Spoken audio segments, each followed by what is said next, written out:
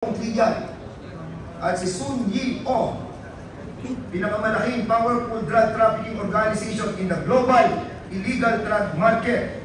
Sila ang pinakamalaking supplier na shabu sa Pilipinas at sinabi nila na ang Pilipinas ang pinaka-the best sa market at transshipment at point ng shabu dito sa ating pong rehiyon.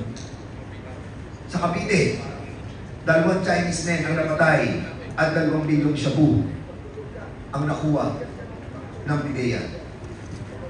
Ito ang mga droga na apprehended were all brought here by Chinese. Ang nahuli ay mga Chinese. Ang gumawa ay Chinese. Ang tanong dito is bakit nila pinupuno ng droga ang bansang Pilipinas?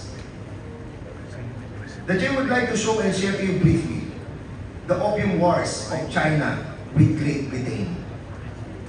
The first Opium War was in 1841.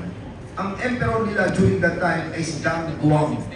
Dahil during that time, ang Western, particularly ang Great Britain, di sila makapag-trade sa China dahil ayaw ng emperor. Kaya ang ginawa ng British, they flooded China with drugs, leading to widespread addiction na nagdulot ng pagkakagulo, pagpapatayan, social unrest, and an economic impact sa Chinese government. At ito ang naghudyat ng unang digmaan ng dalawang bansa. At dahil dito, this forced China na ibigay ang Hong Kong for 100 years sa Britanya.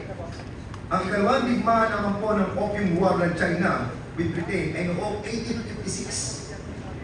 Yung pagkakahuli ng isang ship ng Britain called Arrow by the Chinese authorities. Ito ang ginamit ng British to start another Opium War. Nagsama-sama na dito ang Great Britain, France, and other Western forces that lead to the defeat of China. At dahil dito, na-capture ang Beijing in 1860. Natapos ang digmaan na ito with the signing of the Treaty of Tianjin in 1858 and the Treaty of Beijing in 1860. Ang mga treaty na ito ay expanding yung control ng Western sa China ports, sa markets, at gawing legal ang opium o drug trade.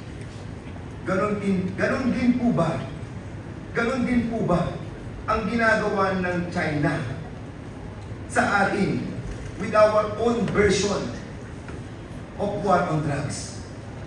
Di po ba ang daming mga droga na galing sa China? Kailan po ba ito nagsimula? Di po ba halos lahat ng nagpapasok ng droga sa ating bayan ay Chinese according sa ating mga reports ng PIDEA? Sino ang nagpapasok sa kanila? Yan po ay katanungang iiwan ko sa inyong panandalian, pero maliwanag pa sa sikat ng araw na ang issue ng droga ang involve ang ating common denominator, mga Chinese. Pangalawa, sa issue ng paglabag sa karapatang pantao, sa hearing po ng Committee on Human Rights, marami po ang established na namatay sa war on drugs. Ang PNP report, lumalabas, 7,640.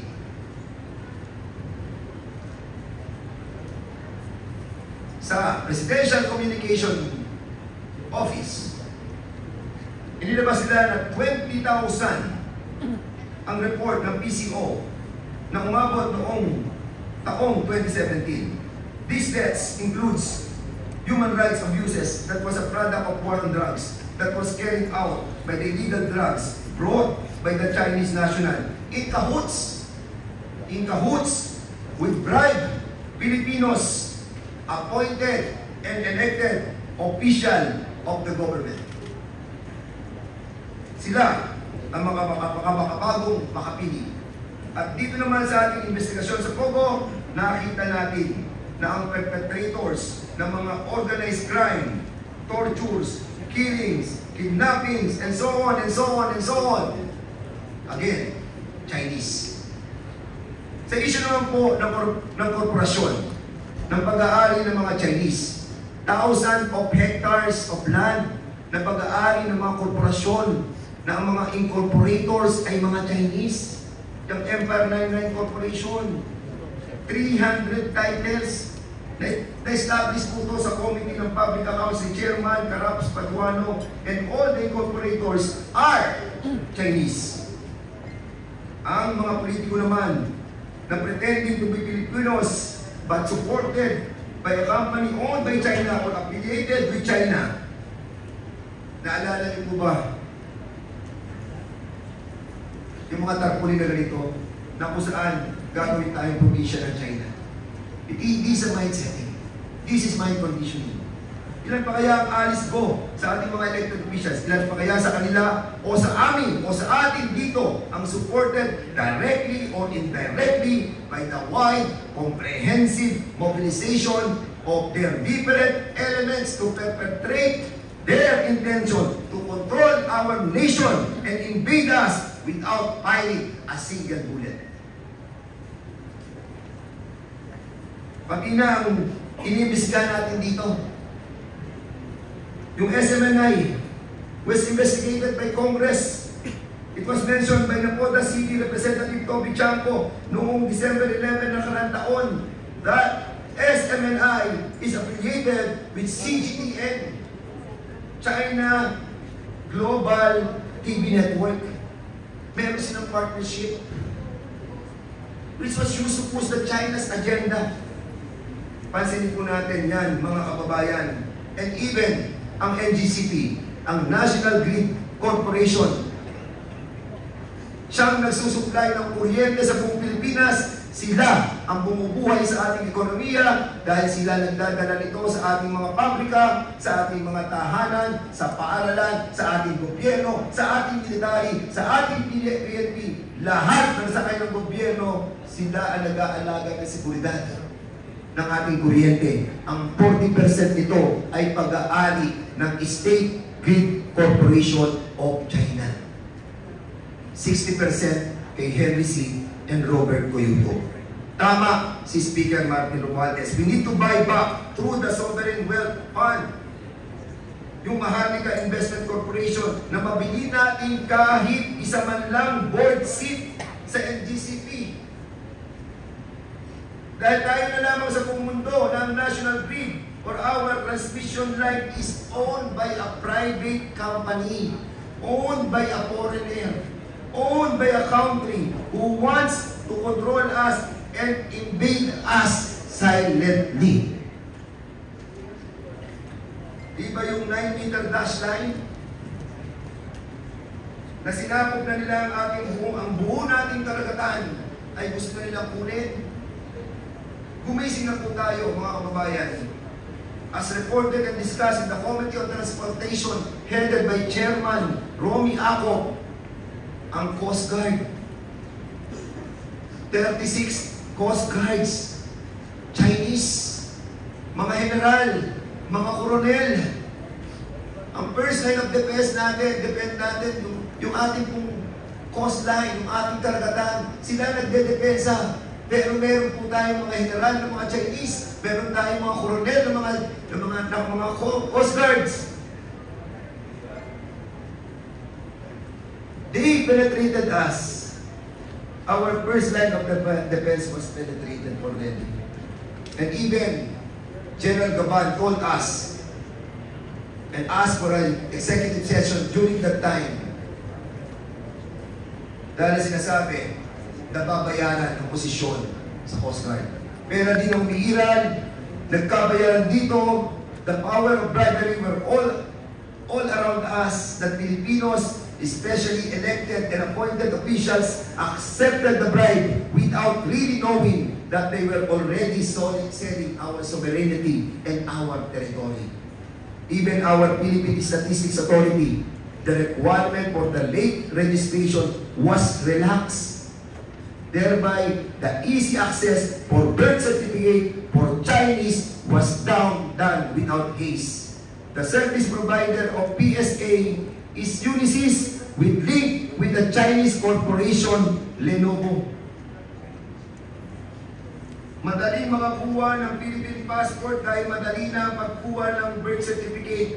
Thousands of Chinese were issued Filipino passport even our students' visa, issued by different agencies, and the special resident visa, and the retirement visa, and also yung AEP ng DOLE. 180,000 were issued to POGO's employees, were all used to mobilize their Chinese people to penetrate us, to penetrate our wealth, our rights, and our nation. Yung mga uniforme na nakita sa Porac na may People's Liberation Army seal is an indication that Chinese military people are running the show in these facilities. Sinisinumula na po tayo ng kanilang operasyon using our own resources. Sa madaling salita, kinikisa tayo sa sarili nating mantika. Ang lahat na nangyayari ito na may kinalaman ang mga Chinese ay isang bagay na di natin dapat isawalang bahala. Mahal natin yung mga Chino na pinapanganak at lumaki, nagkaisip, namuhay, na tunay na isang Pilipino. Sila man po ay hindi dumong Pilipino, subalit sila naman po ay pinili na maging Pilipino sa isip, sa salita, at sa gawa. Tama ang Pangulo ng ating bansa, Ferdinand Bongbong Marcos, na pivotal decision of the President turning not away from China but in the middle and put the primary interest of this nation first deserves high respect and accolade. Salute! We may have been involved to these different elements of silent invasion without us knowing it. Pero ngayon, alam na po natin, tama na, tigilan na po natin to. This is not about money anymore. Not about power too. But this is about our freedom. Kailan tayo kikilos at magkakaisa kung tayo ay nasakop na tulad ng ginawa ng Britanya sa kanila. Dumami ang droga, dumami ang patayan, nagkagulo, di nagkakaisa, at sa gitna ng kanilang kaguluhan, sila ay sinakop ng Britanya. Matutunasan tayo sa kasaysayan. Even our own history, 300 taon tayo sinakop ng Kastila, sinakop tayo ng Hapon, sinakop tayo ng Amerikano. At matapos na tayo masakop, sakalang tayo nagkaisa at lumaban. Never again. Let's be united and maintain our freedom. Maraming salamat at naway gabayan tayo ng Ama. Nalubigyan ng langit at lupa.